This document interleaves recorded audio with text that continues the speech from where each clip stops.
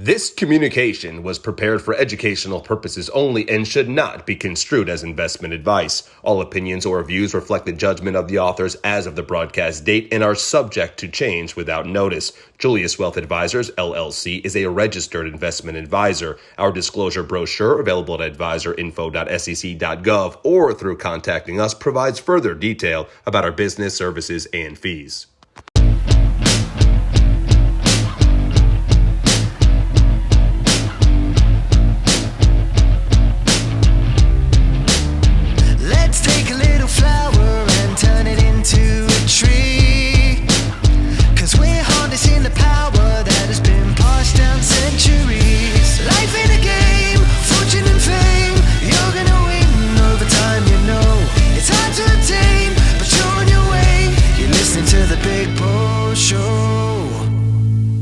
By Julius Wealth Advisors.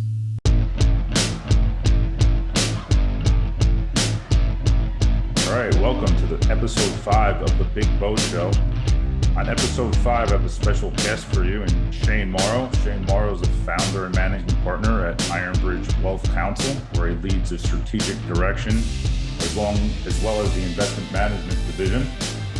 More importantly, though, I've known Shane for almost my entire life, and we really started to become close my sophomore year in high school when I transferred to St. Thomas Aquinas, when he and his dad took me under their proverbial wing and really trained me hard to be successful in football. If people know a little about the history of St. Thomas Aquinas, they are a powerful football program located in South Florida.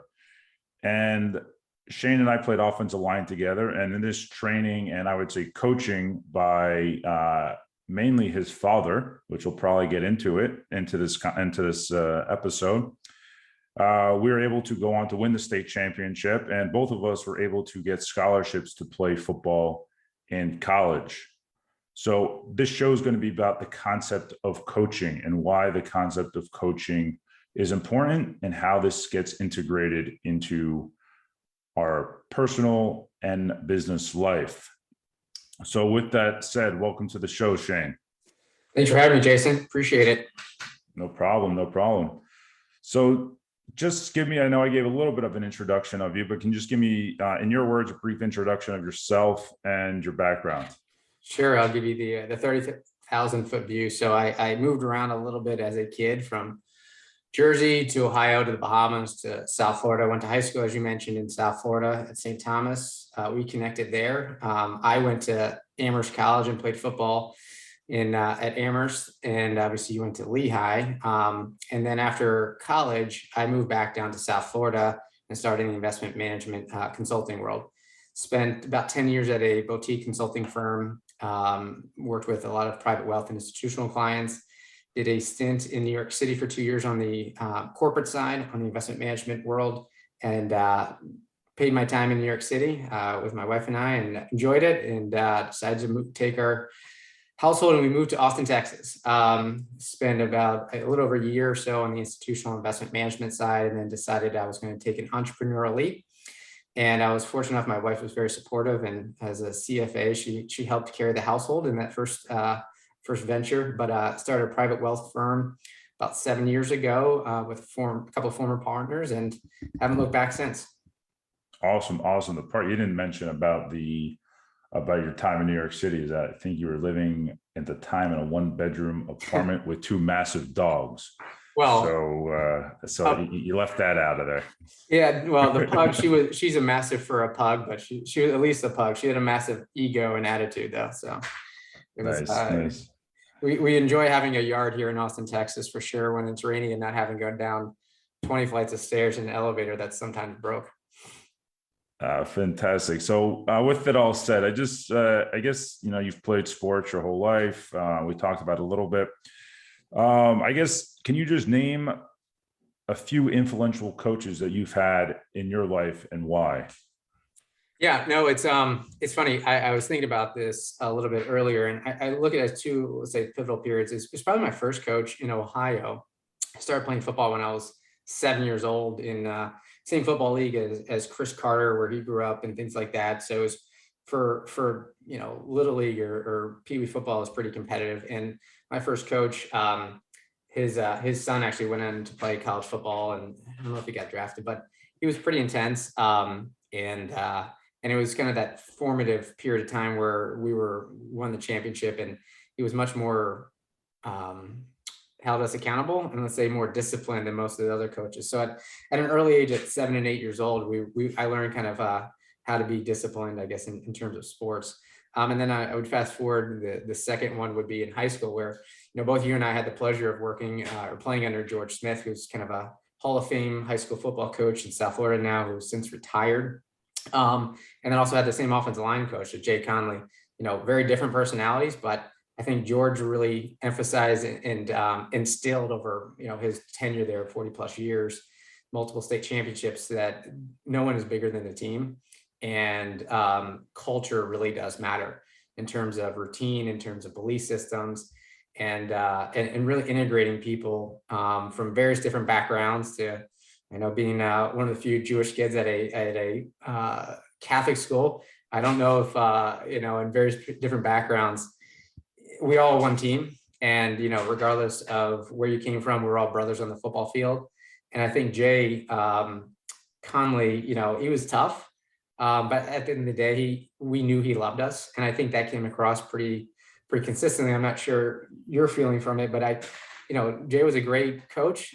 Technically, I think he was good, but at the end of the day, he cared about you. And I think that's a key, that you got to be tough and disciplined and hold people accountable, but ultimately they got to know that you care about them. Yep. I 1,000% agree. I think that, my biggest takeaways from those very formative years and successful years. I know for me, I was obviously a little intimidated going to play for a school like St. Thomas Aquinas. Also, as you mentioned, I was a Jewish kid, still am, obviously, playing for a Catholic school. So that was intimidating as well. And I do remember Coach Smith very fondly telling me that, not to worry about that whatsoever.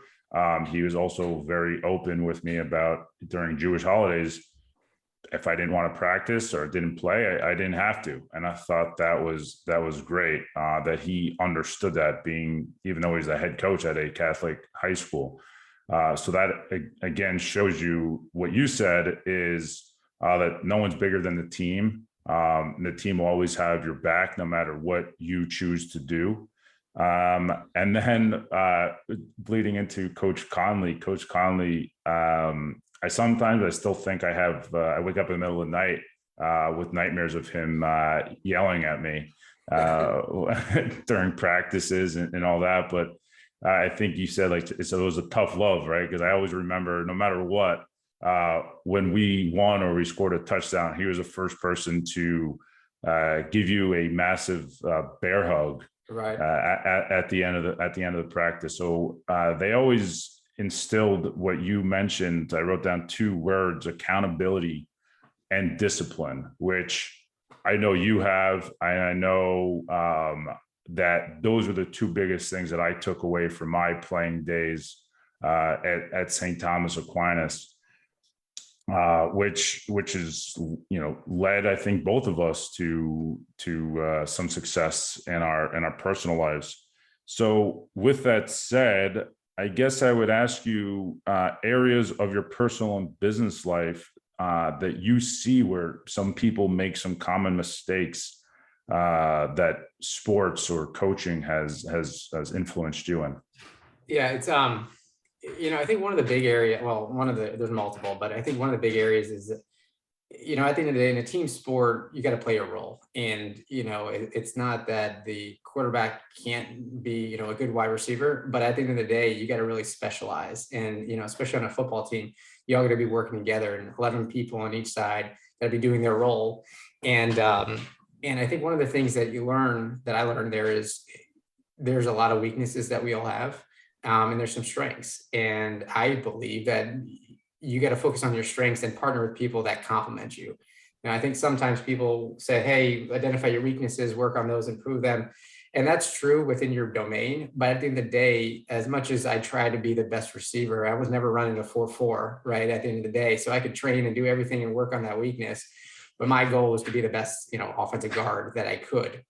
So I think in life and especially in business, I've been fortunate enough to partner with really good people that complement my weakness. And it allows me to really put gasoline on the areas that I do really well and focus on there. So I think, lesson learned was don't try to be all things to all people. Really focus and identify what you're good at.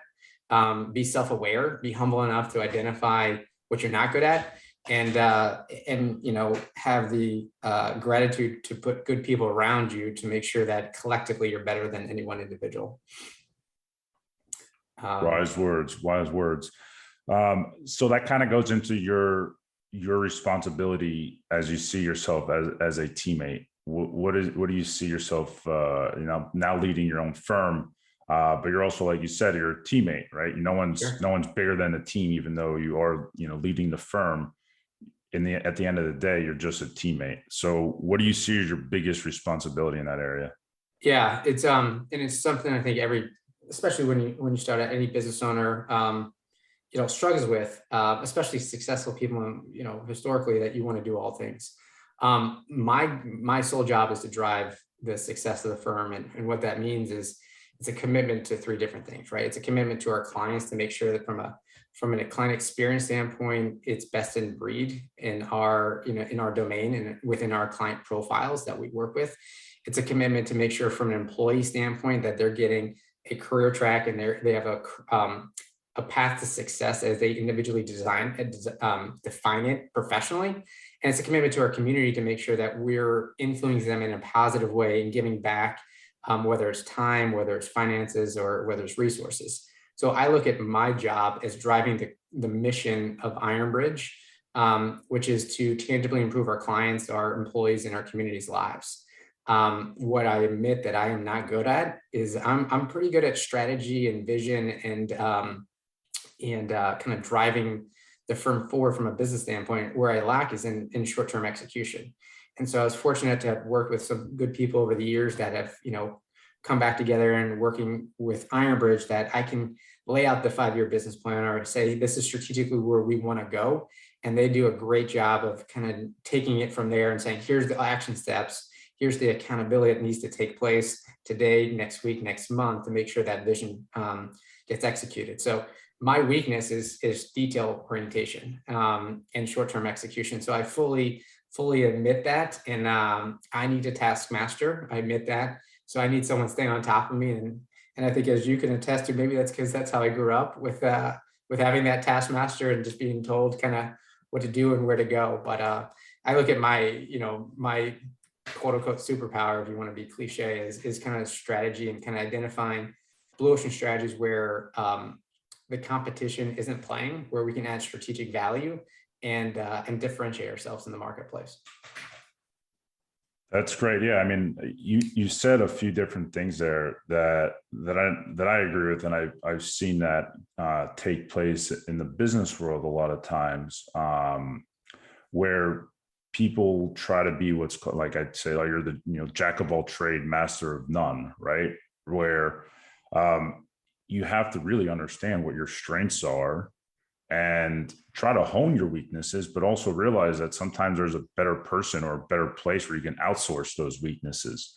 Because, if you try to spend so much time strengthening your weaknesses, your strengths could become dull. And then plus, as they say, time is money, right? Like if you're spending so much time trying to strengthen your weaknesses versus just outsourcing or finding someone that can complement your weaknesses, that's probably the best use of everyone's time, right? I even know for go ahead. I was just going to say, it's economics 101, right? I mean, think back to economics class, it's competitive advantages.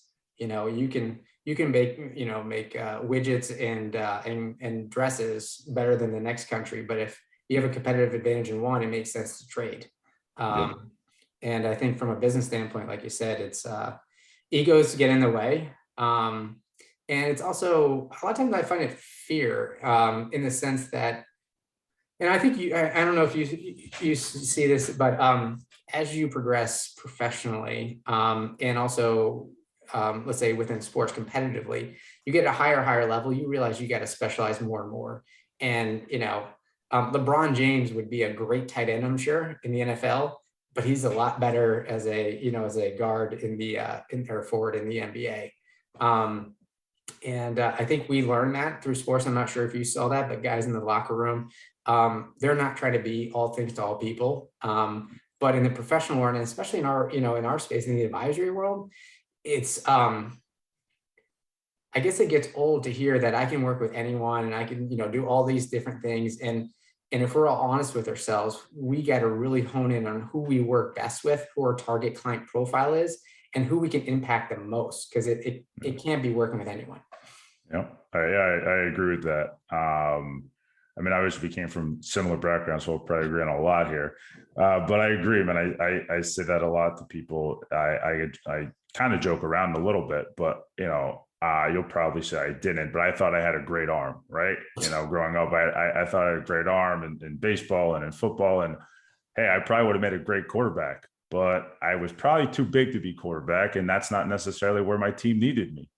So what do? You're not bigger than the team. I played offensive line, right? Because that's where the team needed me. When I came to St. Thomas Aquinas, that's what the team needed me to be, right? So I developed into an offensive lineman, because that it doesn't matter what Jason wants to do. He could be a quarterback. I wanted to play defensive tackle because I idolized Warren Sapp back then. But that's not what the team needed me to be. And yeah, I agree with you that that's something that I think when I've talked to younger people, like I was just on I started volunteering and talking to Lehigh football players. And the one thing I always notice, being in the business world, is that I can easily identify people that grew up playing team sports, right? You can easily see the people that grew up playing team sports and people that either didn't play sports or played an individual sport, like say tennis or something. I was just going to ask you that question because I find the same thing. What have you seen as the difference, I guess, on the surface and a deeper level of someone that say is a tennis player or swimmer or that's just going against a clock versus sitting in the huddle and knowing that success is based on all 11 or 5 people in basketball, whatever it may be. Yeah, I mean, I not to rag on tennis players or swimmers, but it's a lot of times it's them versus them, right? So when you play a sport like football and especially offensive line, where I always tell people offensive line is the ultimate team sport within the ultimate team sport, right? You and your dad didn't really have to take me under your wing to help me out, but you knew that if I was better, you were better, right? Right. So a lot of times what I see, to answer your question directly, is that it's really that the difference is the collaboration and the teamwork, right? Mm-hmm. Knowing that it doesn't matter how great I am, it matters how great we are. Right. And that's also the way that I think about for business when you work with clients, right? It doesn't matter how great I am or how great you are. We need to work together to get all of us to the place that we need to get to. So I guess that's a good segue into my next question for you, which are, what are the characteristics that you've seen from sports and from coaching that make clients successful in your practice? Yeah, it's a tough one, right? Because someone smarter than me said, success is going to be based on not who you work with, but who you don't work with. And I think, over time that becomes more ingrained in my mindset. And I know the key things and maybe some of the issues that I've seen too historically of folks. One is just pure coachability, right? I mean, and that means that someone that comes to a meeting and knows that they're at a certain level and they want to take it to the next level. And they also know that they don't have the time, resources, energy, knowledge to get there. And they're willing to listen. I think that's the first challenge, because we always come across, anyone that's listening to this, you don't have to be in finance. You've come across someone that thinks they know everything. We see it all the time in finance. Obviously, when it comes to investments, everyone thinks they they're Warren Buffett or, they're Jack Bogle or fill in the blank. And they got all or themselves. Yeah, or Johnny A lot Smith, of times the they don't stock think they're picker down someone the else. road. They think they're so great. They're themselves. Yeah, they don't somehow keep track of their stock picks. But anyways, so I think coachability is one, just kind of being humble enough to know that you need a team around you to make you better. I think someone that wants a consultative approach, meaning that someone that wants to learn, right? Someone that says, just give me the answer. I don't really care why. They don't internalize it. It's tough because they're not learning. They're not getting better. They're not intellectually knowing the philosophy of making money or building your net worth and things like that. So I think someone that's willing to have a consultative relationship and actually ask really good questions because they want to know more. Not that they want to do what your job is, but they want to know why. I think that's a key thing too. Someone that is accountable to themselves. We can build the best financial plan or give them the best investment position, but if they're not willing to follow it, it's worthless. So I think someone that's accountable to actually making change, is a third thing. And I think if you have those three things, the coachability, the willingness to learn or the interest to learn and holding yourself accountable, you're 90% there. And you don't, intelligence is great because I think it just takes it to the next level, but you don't have to be, Albert Einstein to be a good client or frankly to have a successful financial situation. Yeah, very true. Very true. Yeah. I mean, would you add anything to that or disagree? I would just sort of round it out. I mean, I wrote down a few different things as you were talking. I think one of the things you said were people asking the question why, right? And wanting knowledge. And that's why for me, when I founded my firm, I had 3 core values: is integrity, knowledge, and passion, right? And I think knowledge, and I put them all in that specific order on purpose, right? You have to have integrity. If you don't have integrity, then you can't have a relationship, right? Then knowledge comes second, because if you're not trying to understand the why behind the what, which is what I always try to tell people, don't understand what, understand the why. If you understand the why, that's a deeper level of understanding. And I've always said to people, the reason why I think a lot of people get scared or terrified or whatever of finance, and why there's these 2 statistics that always stick out in my mind, of that 40% of Americans can't afford a one-time expense, and that the percentage of millionaires on real terms in this country hasn't increased in 25 years. And I think a reason why is that people lack the knowledge. So for example, I was on a call with a new client yesterday, and she was like, "Oh, I'm so sorry. I'm asking so many questions. I'm annoying you." And I'm like, "You're not annoying me. Like, the more you understand why, the better you're going to sort of buy into this process together, and the more success we're all going to have. So ask as many questions as you want." And then the final part that I'll say to you that you said about, and you talked about the concept being 90% there. The one thing I always hone in on, because I tell people I do, financial planning, investment management, and behavioral coaching. And that's also sort of what this podcast is about, is the coaching piece. And the coaching piece comes in. I tell people, you can have the best plan, but if your investments stink, it doesn't matter. You can have the best investments, but you don't understand what you're investing for, well, it doesn't matter. If you have the best plan and the best investments, but your behavior is terrible and you can't be coached, that's going to derail both of them, right? So I think on the behavioral side, and the ability to be coached and have that knowledge, I think is paramount for long-term success. And I can personally attest to it, right? And you'll probably agree here. I'm definitely not Einstein, but I've studied these concepts, right? And I was able to build some wealth for myself, essentially coming from not very much. So those are some concepts that are important, that I would definitely agree with you, and more really round out what you said. On on a different note, and delving into a little bit of your personal life, I was very happy to hear a little over a year ago, and now 4 months ago, you had your first child, a boy. 6 months now. He just turned 6 months. I'm yesterday. sorry, 6 months. My bad. Can't tell if it's been 6 weeks or 6 years. It feels like it's been a blur. Exactly. It hasn't been a blur for me. Yeah. My kids are a little bit older than Shane, so I was able to give him a little bit of the coaching yesterday when we were talking on this concept.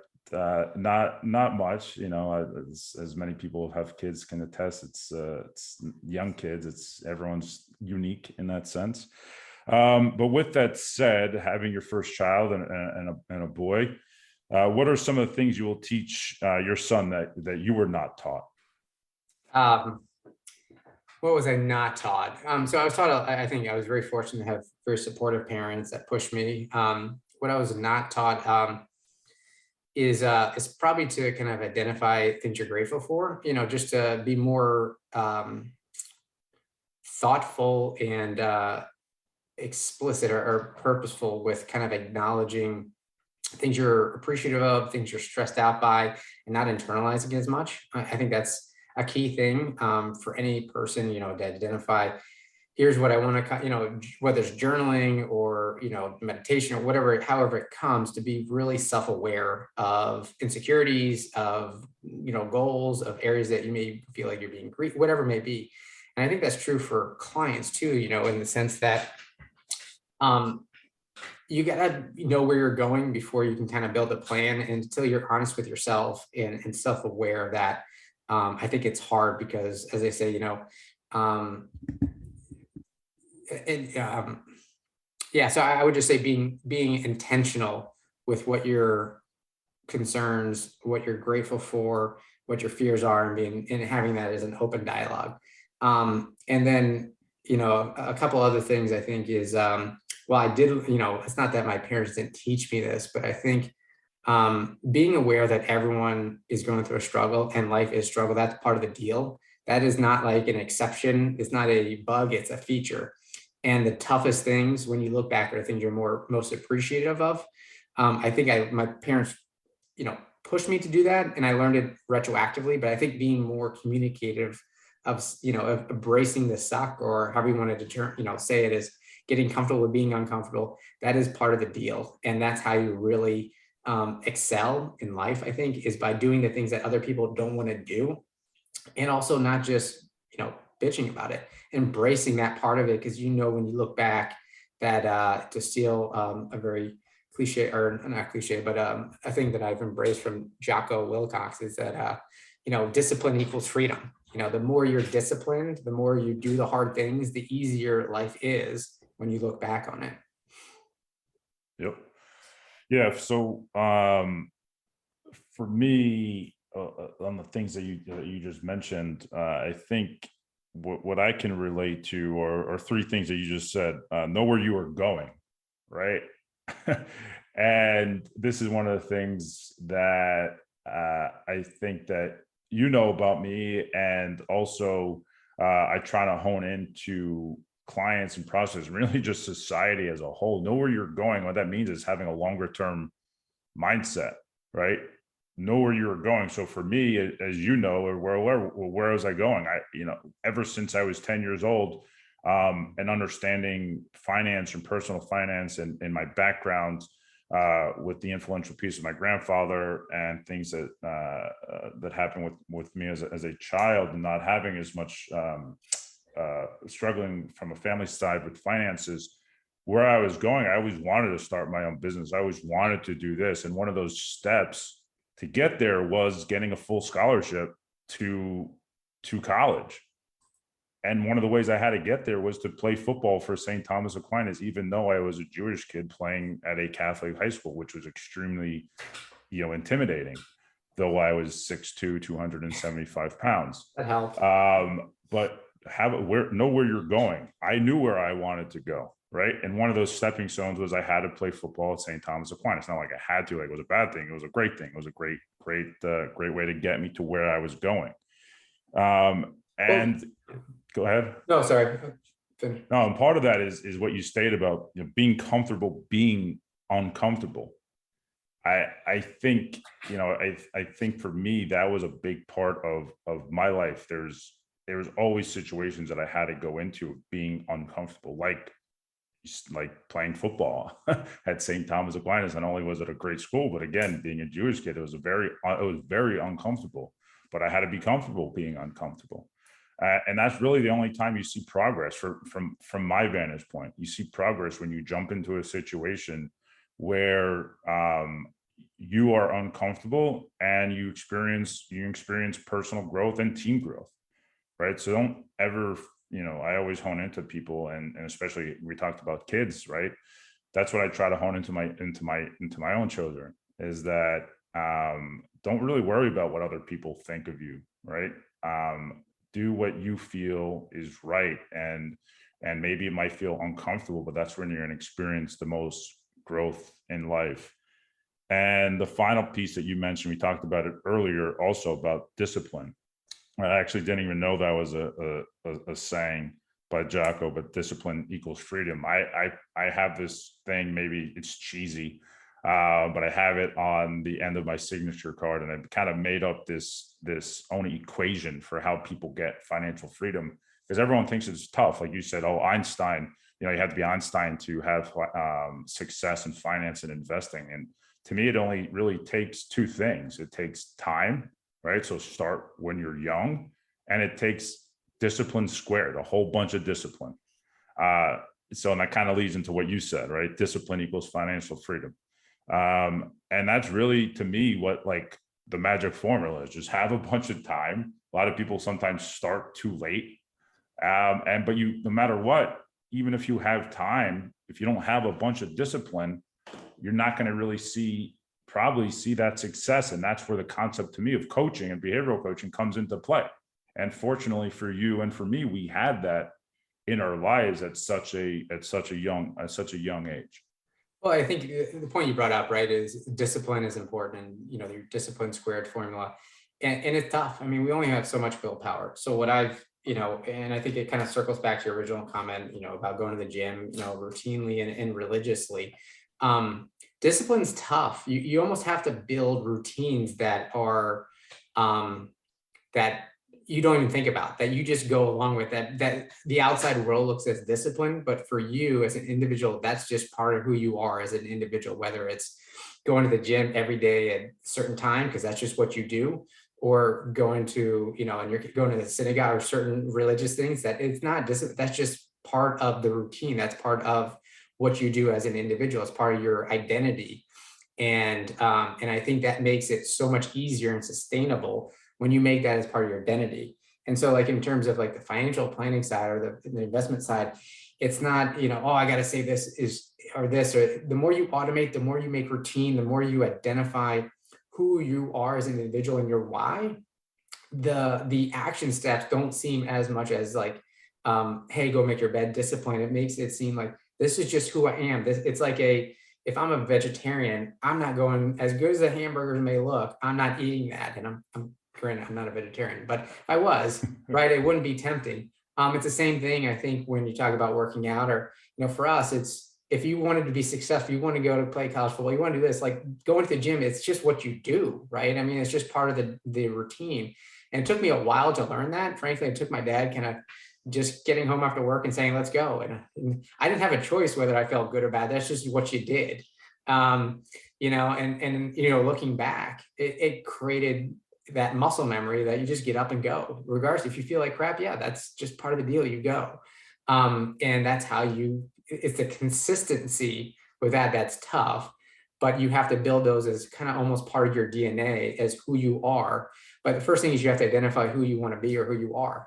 And, you know, the Simon Sinek book, Start With Why, it took me a while to kind of come to terms, especially from a business standpoint, with my why professionally. I grew up in a law enforcement household, that I'm used to. Why I grew up watching my father, you know, undercover videos buying cocaine from drug dealers when he was in the DEA, and that's what I knew. So going into finance, it was relatively unexciting, And it took me a while struggling for kind of what my why is in the industry. And I read that book, and I, really was trying to be purposeful with identifying that for myself as kind of a introspection, because I was at a turning point career wise. And I kind of came to a point, and I wrote in the book, my why towards the end, I realized is to protect people. And that's kind of what I grew up seeing with my father. And in our profession, that's what we do too. People say, oh, you at Alpha, you do this, but what we really do is protect people, right? We protect people from themselves. We protect their futures. We protect them from other, bad players in the industry.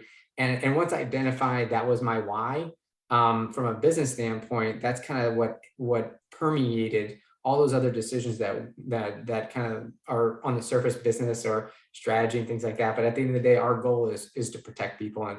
And I think when you have that why, when you build in those rituals, those customs that just become second nature, that makes discipline so much easier. And when looking back, you can say, oh, it's disciplined by doing this, this, and this. But it's because you ingrained it as part of your DNA, as part of your culture, as part of your identity. And that's the only way you can do something consistently for 40 plus, whatever it may be, years. Yep. Now, maybe you didn't think about when we both played offensive line, our jobs were protecting people as well. Yeah, exactly. Right? Well, so usually pretty well, sometimes not as well, but yeah. I only gave up one sack in my entire career, but it was a bad sack, as I'm sure you remember. I remember that. It's all right. We won states the next year, so it worked out fine. Yeah, so I agree. Like that's very powerful when you said if you identify why, or who you are as a person, then it's not, and it just becomes routine, right? Like, so, for me, I kind of was the opposite. As we talked about earlier in the show, I knew my why. I knew my why since I was probably 10 years old, mm-hmm. right? So it wasn't very hard to find my why. And once I knew my why, like I said earlier, like I basically have taken every single step in my life to try to fulfill my why. And so for me, it wasn't, it wasn't, people think discipline is hard. So it wasn't that hard, right? The analogy that I gave to you when we were talking about this yesterday was going to the gym. Like part of my why for my life was to do this, to start my own business, to try to help people out with their personal finances. But now I don't. So I went to the gym all the time. When your dad used to come over my house at Sunday mornings and or 8 o'clock at night to pick me up to go to the gym, it wasn't hard for me, right? I wanted to go. But now it is hard for me to go to the gym, mainly because like I don't have that coach right now and that motivator to get me there. And that's why hiring a coach, or when you talk about the gym, a personal trainer, I've done it before. And I was actually talking to one of my good friends the other night. We went to watch the Heat game together. He did the same thing. And I was like, well, you know how to work out. I know how to work out, but a lot of times you still need that person to motivate you and push you. And that's also what, in what we do. I always talk about the powerful concept of behavioral coaching, because people need, in my opinion, that motivator to get them to fulfill their why. Yeah. So like positive peer pressure, I think is a very good thing, right? If we're working out together and I see you trying to outwork me and it makes me work harder, that's a positive feedback loop that makes us both better. And in terms of your analogy with the coaches, that's what they do. Personal trainer, financial advisor. A good financial advisor is going to make you a better version of yourself from your personal finance side. It's not that they're going to give you some magic formula, that's going to revolutionize your life, but they're going to hold you accountable. And there's only so much willpower that we all have, to your point. And I'm sure part of the reason why it's harder to go to the gym because you got other priorities, right? Your key priorities are your kids, your profession. And there's only so much you can have positive willpower. And that's why you need people around you, to help pick you up, to help push you, to help hold you accountable when they have your best interest in mind. Amen. I talked about the 3 core values that I have: integrity, knowledge, and the final one is passion. And I'm a big believer that in life, you got to do what you're passionate about. If you don't do what you're passionate about, then you're going to kind of be just going through the motions, and you're going to wake up one day and realize you kind of lived an unfulfilled life. So I know we've talked about a lot so far on the show, but to wrap it up and ask you the final question, what's your biggest passion in life and why? Oof. Well, it's I have on my wall, one of my walls, the Henry David Thoreau quote, most men live lives of quiet desperation, right? To your point about you kind of have that passion, otherwise you're living someone else's life. And that's not very fulfilling. My passion, if I would, say, what do I like, really get juiced up about, it's about building. I like building the business. I like building relationships. I like building,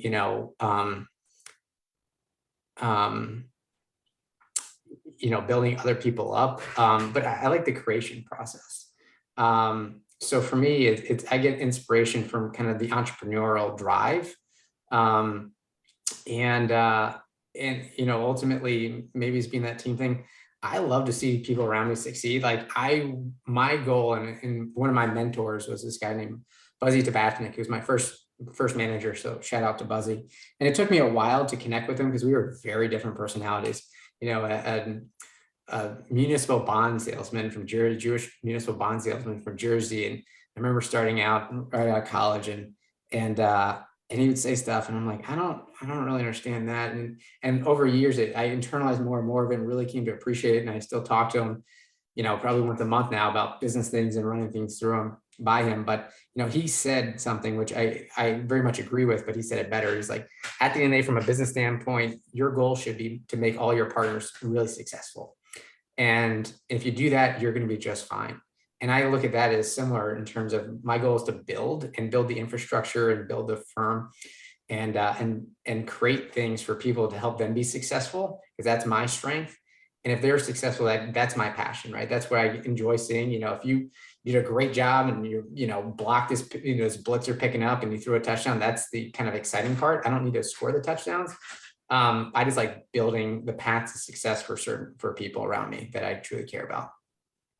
That's fantastic. Yeah, I mean, I think the biggest thing that I take away from what you said is seeing other people around you succeed. And that goes back to, our playing days and playing football on offensive line. And I give this analogy or the story to people all the time. When I was in college, I played guard when I got to college, and the tackle next to me, we'd have a play and I would, drive my guy down the line 10 yards and pancake them. Sure. For those of you who don't know what that word means, look it up. But the play would go -5 yards. Next play, same thing. I'm like, okay, this doesn't make sense. Like if I'm driving my guy 10 yards on the field, and we're losing 5 yards, what's going on? So the next play, I held the guy, I held the defensive lineman at the line, didn't really move him. And I noticed that my left tackle was getting beaten on every single play. So that goes to show you the power of teamwork and the power of seeing other people succeed, that it didn't matter what I was doing. It mattered that I needed to take the time to coach up the tackle next to me because the play was going nowhere. Right. And if it doesn't, if I'm doing great, but other people aren't doing great, then we're not going to succeed as a team, and we're not going to succeed together. So the importance of seeing other people around you succeed.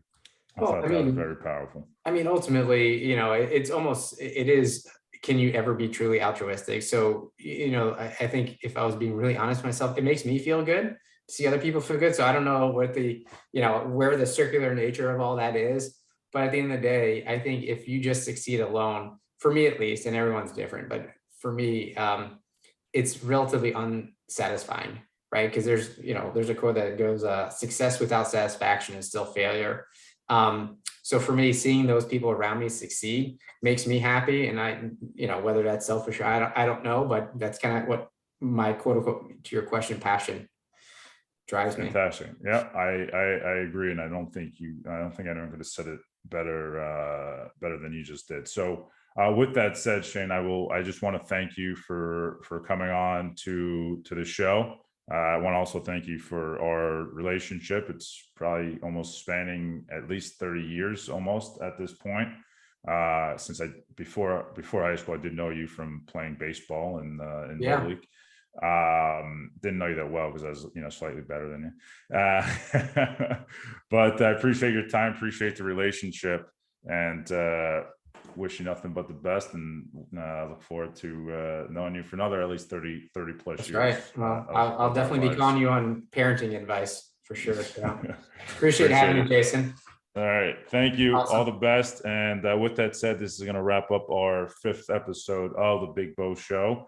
And we'll remind everybody to always live a life of integrity, live a life of knowledge, gain as much knowledge as you can, and always live a life of your passions. All the best. See ya.